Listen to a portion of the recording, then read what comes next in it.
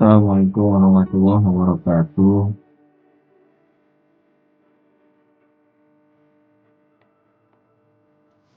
Selamat malam semuanya, Bapak, Ibu dosen, dan teman-teman sekalian. Perkenalkan, nama saya Maulana Jabar dengan NIM 102082404111 dan saya dari kelas S1 Teknik Industri 08C. Pada kesempatan kali ini saya akan mempresentasikan sebuah studi kasus dari mata kuliah penelitian operasional mengenai penerapan program linear dalam desain terapi radiasi. Studi kasus ini diadaptasi dari buku Introduction to Operation Research karya Hiller dan Lieberman. Baik, lanjut.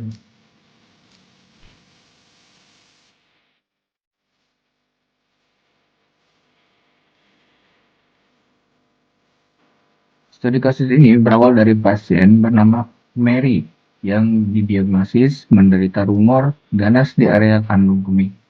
Salah satu perawatan yang akan dijalaninya adalah terapi radiasi.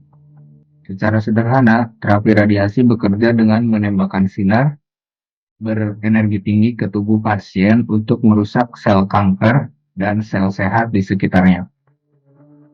Karena sel kanker lebih sensitif terhadap radiasi, tujuannya adalah merancang terapi yang dapat membunuh sel kanker secara maksimal sambil meminimalkan kerusakan pada sel dan jaringan sehat di sekitarnya. Oleh karena itu, kita perlu menentukan kombinasi dan intensitas sinar yang paling optimal.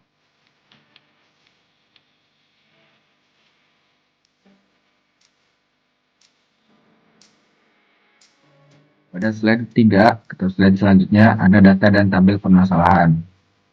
Berikut adalah data yang kita miliki untuk merancang terapi radiasi si Mary ini. Tabel ini menunjukkan dosis dari sinar 1 dan sinar 2 yang diserap oleh 4 area berbeda. Anatomi sehat, jaringan kritis, daerah tumor, dan pusat tumor. Kemudian, tujuan kita adalah meminimalkan total dosis yang diserap oleh anatomi sehat. Sementara itu, ada beberapa batasan yang harus kita penuhi. Baik, batasan yang pertama adalah dosis pada jaringan kritis yang boleh dari 7 kilorad. Dosis yang kedua, dosis pada daerah tumor harus sama dengan 6 kilorad. Dan dosis pada pusat tumor harus minimal 6 kilorad.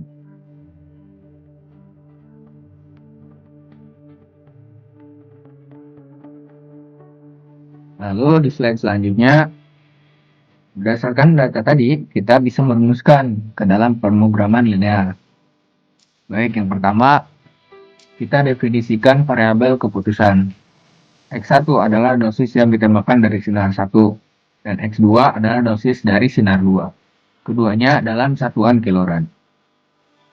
Fungsi tujuan kita adalah meminimalkan kerusakan pada anatomi sehat, yang secara matematis ditulis dengan minimalkan Z sama dengan 0,4x1 tambah 0,5x2. Selanjutnya, kita tuliskan sebagai fungsi pembatasnya. 0,3x1 tambah 0,1x2 kurang dari sama dengan 7 untuk jaringan kritis.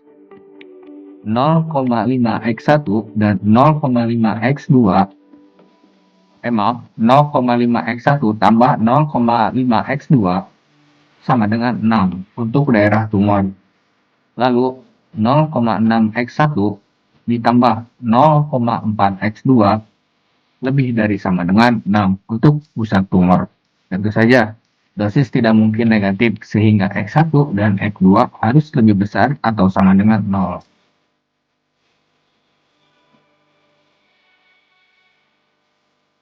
Oke, baik. Langkah pertama dalam penyelesaian metode simplex adalah mengubah model ke bentuk standar. Caranya adalah dengan mengubah semua pertidaksamaan menjadi persamaan. Untuk kendala kurang dari sama dengan, kita tambahkan variabel slack. Di sini kita sebut X3. Untuk kendala lebih dari sama dengan, kita kurangi dengan variabel surplus yang kita sebut X4. Variabel-variabel tambahan ini kita masukkan juga ke fungsi tujuan dengan koefisien 0 karena tidak memberikan kontribusi biaya. Selanjutnya kita lihat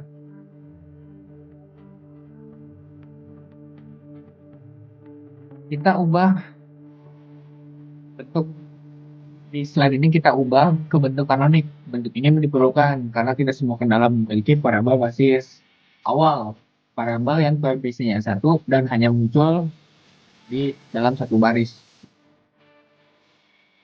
Kendala kedua yang menggunakan tanda sama dengan, dan yang ketiga yang menggunakan tanda lebih dari sama dengan, belum memiliki variabel basis.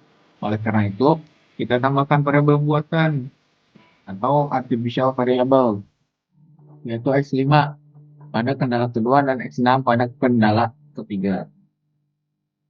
Karena tujuan kita adalah membuat variabel buatan ini bernilai sama dengan 0, kita berikan hukuman atau penalti yang sangat besar pada fungsi tujuan yang dilambangkan dengan M. Inilah yang disebut metode Big M.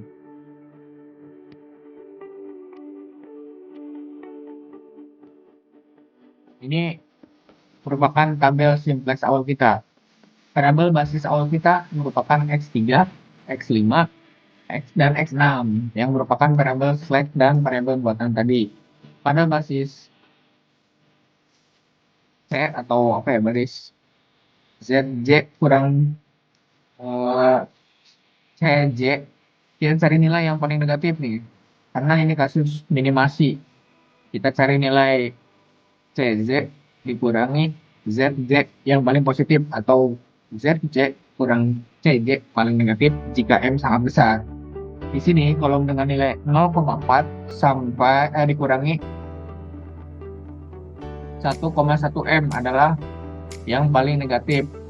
Maka X1 terpilih sebagai kolom pivot variabel yang akan masuk ke dalam basis. Setelah melakukan uji rasio, kita menemukan bahwa X6 adalah baris pivot atau variabel yang akan keluar dari baris. Elemen pivotnya adalah 0,6.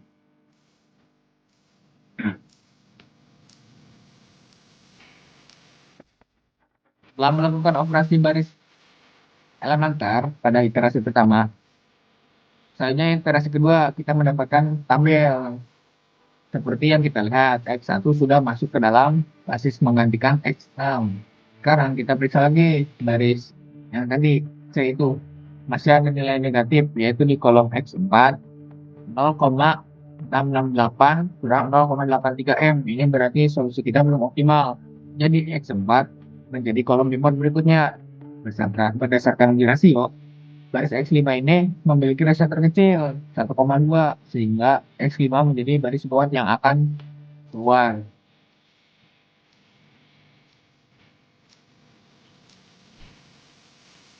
Ini adalah tabel yang ketiga. Setelah kita periksa baris tadi, baris D yang tadi atau CJ kurang ZJ, semuanya nilainya sudah non negatif, positif atau 0.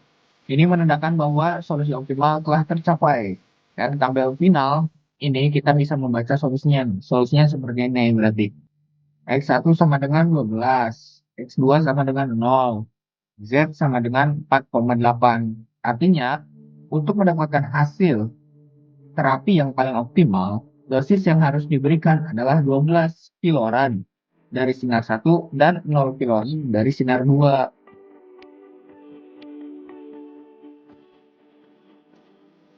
Seperti itu. Selanjutnya, slide kesimpulan atau kesimpulan yang bisa kita ambil dari studi kasus si Mary ini seperti berikut. Kesimpulan ini adalah untuk meminimalkan kerusakan pada jaringan sehat sambil tetap memenuhi semua persyaratan medis. Desain terapi radiasi untuk Mary adalah dengan memberikan dosis sebesar 12 kiloran dari sinar 1 dan tidak menggunakan sinar 2 sama sekali atau 0 kiloran dari sinar 2. Dengan kombinasi ini, total dosis radiasi yang diserap oleh anatomi sehatnya adalah sebesar 4,8 kiloran. yang merupakan nilai minimal yang bisa dicapai tadi.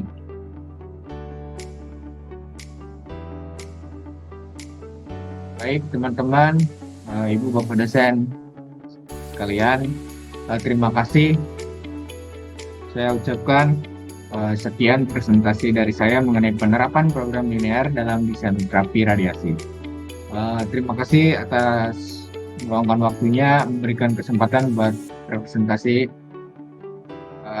Selanjutnya saya meminta maaf atas kekurangan dari segi ucapan maupun perilaku saya. Saya Maulana Abu Jabar mengucapkan terima kasih sekali lagi. Saya pamit undur diri. Terima kasih. Assalamualaikum warahmatullahi wabarakatuh.